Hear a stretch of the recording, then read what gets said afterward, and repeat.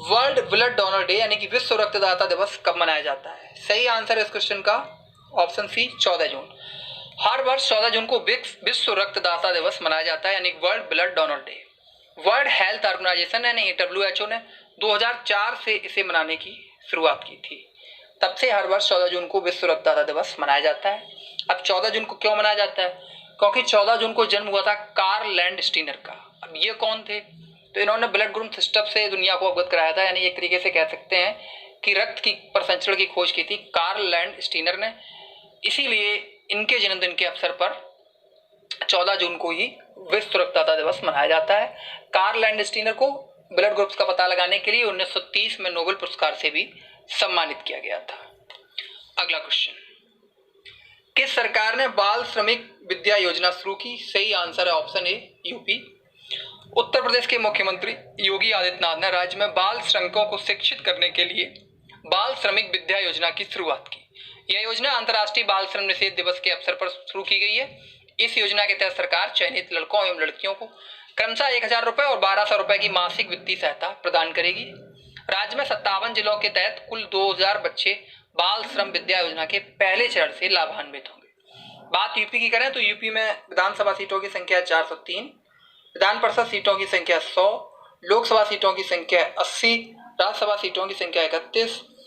Governor वर्तमान में Shrimati Anandiben Patel, chief minister है योगी आदित्यनाथ, और जिलों की संख्या उत्तर प्रदेश में 75। ये जितनी चीजें हैं, विधानसभा सीटों की संख्या, विधान परिषद सीटों की संख्या, लोकसभा सीटों की संख्या, राज्यसभा सीटों की संख्या और जिलों की संख्या, ये देश में सर्वाधिक है। तीसरा क्वेश्चन, किस राज्य की सरकार ने दिव्यांग आंगनबाड़ी कार्यकर्ताओं को कोरोना योद्धाओं का दर्जा दिया? सही आंसर है option C MP Madhya Pradesh. Madhya Pradesh सरकार ने दिव्यांग आंगनबाड़ी कार्यकर्ताओं को कोरोना वॉरियर्स का दर्जा देने की घोषणा की है। इन दिव्यांग आंगनबाड़ी कार्यकर्ताओं को यह दर्जा राज्य में चल रही कोरोना संकट के दौरान महत्वपूर्ण भूमिका निभाने के लिए दिया गया है।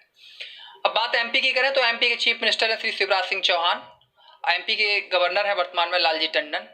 एमपी में देश के कुछ प्रमुख राष्ट्रीय उद्यान है, जिनमें से एक है बांधवगढ़ राष्ट्रीय उद्यान जो कि मध्य प्रदेश में है, और यह राष्ट्रीय उद्यान जो है वो बाघों की बड़ी आबादी के लिए जाना जाता है।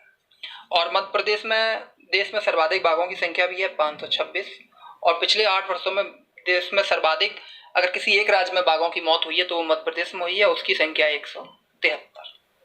अगला क्वेश्चन, कौन सा राज्य जनजातीय छात्रों के लिए ISO सर्टिफिकेट जनजातीय छात्रों इस क्वेश्चन में थोड़ी गड़बड़ी है, जनजातीय छात्रों के छात्रावासों के लिए होना चाहिए यहाँ पर, यानी कि उनके हॉस्टल्स के लिए, जनजातीय छात्रों के हॉस्टल्स के लिए ISO सर्टिफिकेट देने वाला देश का पहला राज्य बन गया है। तो इस क्वेश्चन का सही आंसर है ऑप्शन बी ओडिशा। ओडिशा जनजातीय छात्रों के छात्रावासों के लिए ISO सर्टिफिकेट प्राप्त करने वाला देश का पहला राज्य बन गया है। ST एंड SC कल्याण विभाग ने राज्य के सभी आदिवासी छात्रावासों के बुनियादी ढांचे, सुविधाओं और मानव संसाधनों को समान मानक प्रदान करने के लिए मिशन सुविधा परियोजना की शुरुआत की। बात ओडिशा की करें तो ओडिशा की राजधानी भुवनेश्वर है, जिलों की संख्या 30 यानी कि 30। ओडिशा का गठन 1 अप्रैल 1936 को हुआ था, इसीलिए प्रतिवर्ष 1 अप्रैल को उत्कल दिवस यानी कि ओडिशा दिवस मनाया जाता है। ओडिशा के गवर्नर हैं वर्तमान में गणेशी लाल, मुख्यमंत्री हैं नवीन पटनायक, बीजू जनता दल की सरकार है। एक सदनी विधानमंडल है, विधानसभा सीटों की संख्या 147 यानी कि 147, राज्यसभा सीटों की संख्या है उड़ीसा में 10, जबकि लोकसभा सीटों की संख्या उड़ीसा में 21 यानी कि 21। अगला क्वेश्चन, इंटरनेशनल एल्बिनिज्म डे यानी कि अंतरराष्ट्रीय रंगहीनता दिवस कब मनाया जाता है? इंपॉर्टेंट क्वेश्चन है, सही आंसर है ऑप्शन सी 13 जून। इंटरनेशनल एल्बिनिज्म अवेयरनेस डे यानी कि अंतरराष्ट्रीय रंगहीनता जागरूकता दिवस हर साल 13 जून को मनाया जाता है। यह दिन प्रतिवर्ष एल्बिनिज्म के बारे में लोगों में जागरूकता करने और एल्बिनिज्म से पीड़ित लोगों के मानवाधिकारों के बारे में जागरूकता फैलाने के लिए मनाया जाता है। इस वर्ष की जो थीम है वो है made to shine. Made to shine. Albinism में क्या होता है कि एक तरीके से त्वचा का रंग जो होता है वो रंगहीन हो जाता है, मेलेनिन की कमी की वजह से ये होता है एल्बिनिज्म, और इस बीमारी का कोई इलाज भी नहीं है। छठवां क्वेश्चन, हाल ही में गुलजार दहलवी का निधन हो गया, वह किस क्षेत्र से संबंधित थे? तो सही आंसर है ऑप्शन ए शायर।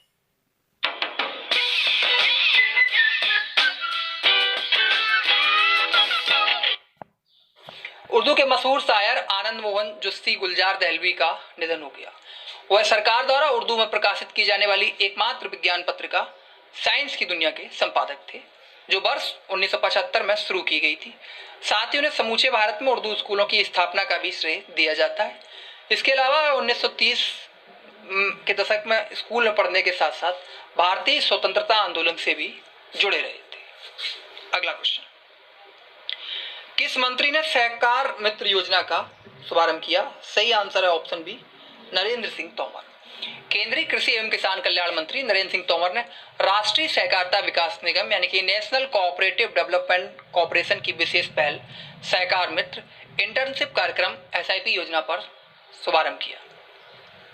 अगला क्वेश्चन जो कि खासा इंपॉर्टेंट है, महाराष्ट्र में कौन सी झील का रंग बदलकर गुलाबी हो गया? इस क्वेश्चन को आपसे ऐसे भी पूछा जा सकता है कि देश में किस राज्य की झील का रंग बदलकर गुलाबी हो गया, तो सही आंसर महाराष्ट्र होगा। इंपॉर्टेंट क्वेश्चन है। जो झील है वो है ऑप्शन ए, लोनार। महाराष्ट्र की लोनार झील में पानी का रंग बदलकर गुलाबी हो गया। इसे लोनार क्रेटर के रूप में भी जाना जाता है, जिसका गठन लगभग 50,000 वर्ष पहले एक उल्कापिंड के पृथ्वी से टकराने के बाद हुआ था। लवणता में वृद्धि और वायुमंडलीय परिवर्तनों के कारण शैवाल के व्यवहार में परिवर्तन के साथ निम्न जल स्तर पानी के रंग में परिवर्तन का एक कारण हो सकता है।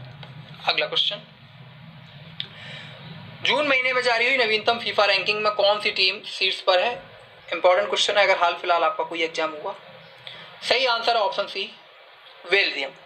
भारतीय फुटबॉल टीम का जो स्थान है फीफा रैंकिंग में वो है 108वां, जबकि बेल्जियम दुनिया में शीर्ष पर बना हुआ है। बेल्जियम के बाद फ्रांस दूसरे नंबर पर है, ब्राजील तीसरे नंबर पर है, इंग्लैंड चौथे नंबर पर है और उरुग्वे 5वें नंबर पर है। 6वें नंबर पर क्रोएशिया और 7वें नंबर पर पुर्तगाल है। इसके बाद 8वें नंबर पर स्पेन, 9वें नंबर पर अर्जेंटीना और 10वें नंबर पर कोलंबिया है। बेल्जियम की बात करें तो यूरोपियन कंट्री है और बेल्जियम की राजधानी है ब्रसेल्स। अगला क्वेश्चन, डीप नॉलेज द्वारा प्रकाशित एक रिपोर्ट के अनुसार कोविड-19 के मामले में कौन सा देश सबसे सुरक्षित है? इंपॉर्टेंट क्वेश्चन है। सही आंसर है इस क्वेश्चन का ऑप्शन सी, स्विट्जरलैंड। नवीनतम रिपोर्टों के अनुसार कोविड-19 की बात करें तो स्विट्जरलैंड विश्व का सबसे सुरक्षित देश है। इस रिपोर्ट को डीप नॉलेज ग्रुप नामक एक फर्म ने प्रकाशित किया है, जो कि पुनर्योजी चिकित्सा में विशेषज्ञ है। इसने 200 देशों में कोरोना वायरस की सुरक्षा और जोखिम कारकों का आकलन किया।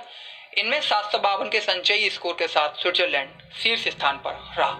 स्विट्जरलैंड की बात करें तो स्विट्जरलैंड की राजधानी है बर्न। अगला क्वेश्चन, किस राज्य के मुख्यमंत्री ने नई एकीकृत बाढ़ चेतावनी प्रणाली का उद्घाटन किया? सही आंसर है ऑप्शन ए, महाराष्ट्र। महाराष्ट्र के मुख्यमंत्री उद्धव ठाकरे ने 12 जून 2020 को मुंबई के लिए विकसित नई एकीकृत बाढ़ चेतावनी प्रणाली iFLOWS का उद्घाटन किया। यह प्रणाली मुंबई के लोगों को बड़े पैमाने पर मदद करेगी, क्योंकि यह बाढ़ की भविष्यवाणी कर सकती है। पृथ्वी विज्ञान मंत्रालय ने इस प्रणाली को इन हाउस विशेषज्ञता और BMC के साथ निकट भविष्य में विकसित किया है। अगला क्वेश्चन जो खासा इंपॉर्टेंट है, भारत के कितने संस्थान QS वर्ल्ड रैंकिंग में टॉप 200 में है? इंपॉर्टेंट क्वेश्चन है, वेरी इंपॉर्टेंट है। सही आंसर है ऑप्शन सी, 3। भारत से केवल 3 शैक्षणिक संस्थान QS यूनिवर्सिटी वर्ल्ड रैंकिंग 2021 में शीर्ष 200 सूची में शामिल है। इनमें जो भारत की तरफ से शीर्ष पर है वो है IIT बॉम्बे।